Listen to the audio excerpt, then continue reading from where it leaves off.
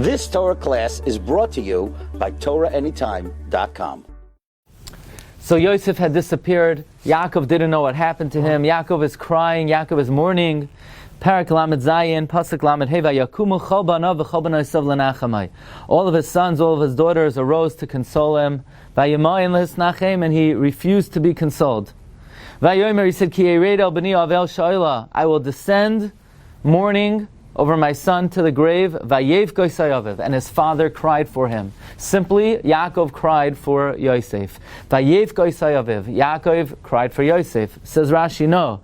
Vayev Goysai Aviv, Yitzchak hayaboicha al Yaakov. Yitzchak cried for Yaakov. Why did Yitzchak cry for Yaakov? Why would Yitzchak cry for Yaakov? Yaakov is alive. What is Yitzchak crying for? So there's a rare vart that is brought in the Sefer Tzvi Latzadik, quoted by the Pninim Yikarim in the name of the Chacham Tzvi.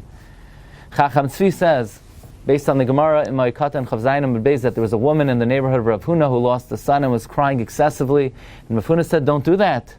You're going to cry for other children.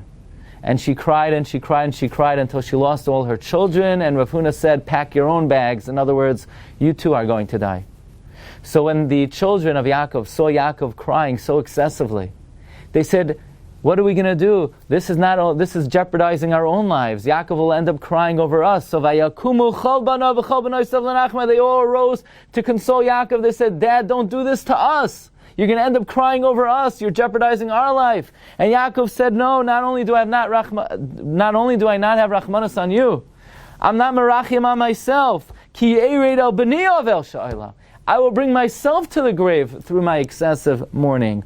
And when Yitzchak saw that, when Yitzchak saw the extent of Yaakov's crying, Vayev alav aviv Yitzchak, Vayev goisai aviv, Yitzchak cried for Yaakov, because Yitzchak was afraid that Yaakov's excessive crying not only would be harmful for the other grandchildren, for his children, for Yaakov's children, but it would be harmful for Yaakov, and therefore Yitzchak cried for Yaakov, worried what the crying of Yaakov may do to Yaakov. This is the frightening explanation of the Chacham Tzvi, quoted by the Tzvi Latzadik, brought in the Sefer Pninim Yikarim. Wishing everyone a wonderful day. You've just experienced another Torah class brought to you by TorahAnytime.com.